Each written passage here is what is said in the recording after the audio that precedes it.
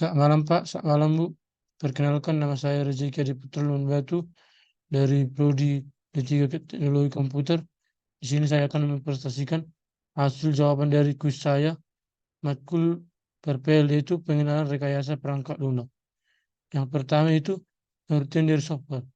Software adalah serangkaian program komputer, prosedur, dan dokumentasi yang berhubungan untuk melakukan tugas tertentu pada sistem operasi komputer. Yang kedua yaitu jenis-jenis software. Jenis-jenis software ada 9, yaitu yang pertama perangkat lunak sistem. Perangkat lunak sistem adalah jenis perangkat lunak yang menyediakan fungsi dasar dan kontrol operasional untuk komputer. Contohnya yaitu sistem operasi sistem Windows, Linux, atau Maxos. Yang kedua yaitu perangkat lunak aplikasi. Perangkat lunak aplikasi adalah jenis perangkat lunak yang rancang untuk membantu pengguna dalam melakukan tugas tertentu pada komputer. Yang ketiga yaitu perangkat lunak pengembangan atau development software.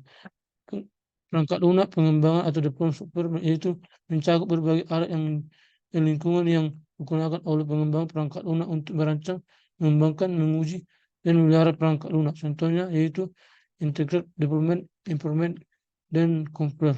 Yang keempat yaitu perangkat lunak database.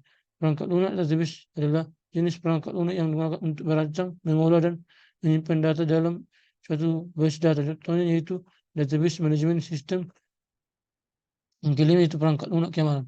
Perangkat lunak keamanan adalah jenis perangkat lunak yang rancang untuk melindungi sistem komputer, data, dan informasi dari ancaman keamanan seperti virus, software, serang, cyber, dan ancaman lainnya. Contohnya yaitu antivirus, firewall. Keenam itu perangkat lunak jaringan antara jenis perangkat lunak yang dirancang untuk mengoptimalkan dan mengatasi komunikasi antar perangkat sebuah jaringan komputer. Contohnya yaitu Onshape dan Cisco paket. Yang ketujuh yaitu perangkat lunak animasi dan desain 3. Perangkat lunak animasi dan desain 3 adalah contohnya itu Autodesk Maya untuk animasi dan desain 3D. Dari perangkat lunak terbuka untuk animasi dan 3D. 8 itu perangkat lunak analisis data. Contohnya itu mikroskop Excel dengan alat analisis untuk analisis data. Bahasa pemrograman dan lingkungan statistik. Yang kesembilan yaitu perangkat lunak planning. Serap sistem terpadu untuk manajemen bisnis. ORS Cloud, solusi cloud untuk perencanaan sumber daya perusahaan. Yang ketiga itu generic proses per work. Generic proses per work dalam rekayasa perangkat lunak misalnya mencakup 5 atas utama. Yang pertama, communicative melibatkan pemahaman kebutuhan dan persyaratan proyek dari para pemangku kepentingan. Komunikasi dan efektif antara tim pengembangan, pelanggan, dan pihak terkait lainnya sangat penting di sini. Yang kedua itu planning. Planning yaitu merencanakan proyek dengan menetapkan sumber daya, waktu, dan anggaran yang diperlukan. Ini mencakup perangkat pengembangan perangkat lunak, alokasi tugas, dan menjadwalkan. Yang ketiga yang modeling. Modeling yaitu membangun model perangkat lunak yang merinci desain sistem arsitektur. Ini melibatkan pengembangan diagram, spesifikasi, dan dokumen lainnya membantu dalam pemahaman dan komunikasi desain. Yang keempat yaitu construction. Construction yaitu proses pengembangan perangkat lunak yang sebenarnya. Aktivitas ini melibatkan penulisan kode, pengujian, dan iterasi komponen untuk membangun produk perangkat lunak yang berfungsi. Yang kelima itu deployment. Deployment yaitu menerapkan perangkat lunak ke lingkungan produksi dan pelanggan. Ini mencakup kemudian lebih lanjut investasi, pelatihan, penggunaan, dan langkah-langkah yang dilakukan. Pengertian dari software proses. Software proses adalah perangkat serangkaian kegiatan yang terstruktur dan terorganisir yang dilakukan untuk merencanakan, mengembangkan, menguji, dan memelihara perangkat lunak. Contohnya yaitu model waterfall, model incremental, model spiral, model agile, dan model default. Pengertian dari software proses model. Software proses model adalah presentasi abstrak dari serangkaian kegiatan, tugas, dan prosedur yang terlibat dalam pengembangan perangkat lunak. Ini memberikan pandangan tingkat tinggi tentang bagaimana suatu proyek perangkat lunak seharusnya diorganisir dan dilaksanakan. Contoh software proses model ada dua, yaitu waterfall model. Yaitu waterfall model adalah peningkatan linear dan sequential untuk mengembangkan perangkat lunak. Yang kedua yaitu V model.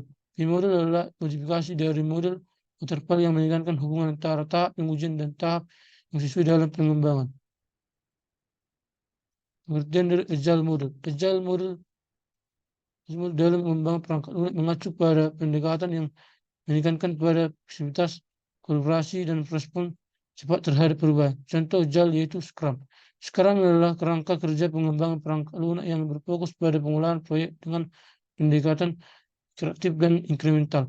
Tim bekerja dalam iterasi singkat yang disebut sprint. Biasanya berlangsung sekitar 2-4 minggu. Setiap sprint dimulai dengan perencanaan dan akhir dengan review retrospektif. Produk yang dapat digunakan secara profesional dikembangkan selama setiap integrasi. Umbrella activity. Umbrella activity dalam rekayasa perangkat lunak adalah istilah yang mengacu pada aktivitas tingkat tinggi yang mencakup atau memasukkan beberapa aktivitas lebih cepat di bawahnya. Contohnya adalah manajemen proyek yang mencakup perencanaan, pengelolaan, yang menguasai proyek secara keseluruhan. Jenis-jenis kebutuhan perangkat lunak yaitu ada 5 yaitu. Yang pertama kebutuhan fungsional merupakan spesifikasi tentang apa yang harus dilakukan oleh sistem atau bagaimana sistem harus berperilaku. Contohnya pada sistem perbankan. Kebutuhan fungsional mungkin mencakup kemampuan untuk melakukan transfer dana antar akun, mengeluarkan laporan transaksi, dan menyediakan antarmuka untuk pengguna melakukan operasi perbankan. Yang kedua yaitu kebutuhan interaksi pengguna, yaitu berkaitan dengan pengalaman pengguna dan kemudian pengguna sistem. Yang ketiga yaitu kebutuhan non-fungsional, yaitu menentukan karakteristik sistem yang tidak berkaitan langsung dengan fungsi utama, tetapi mencakup aspek seperti performa, keamanan, dan ketersediaan. Yang keempat yaitu kebutuhan performa, yaitu menentukan sejauh mana sistem harus menjalankan fungsinya dengan cepat dan efisien. Yang kelima yaitu kebutuhan keamanan, berfokus pada perlindungan dan data sistem yang akses dan atau kegiatan yang merusak. Sekian dan terima kasih.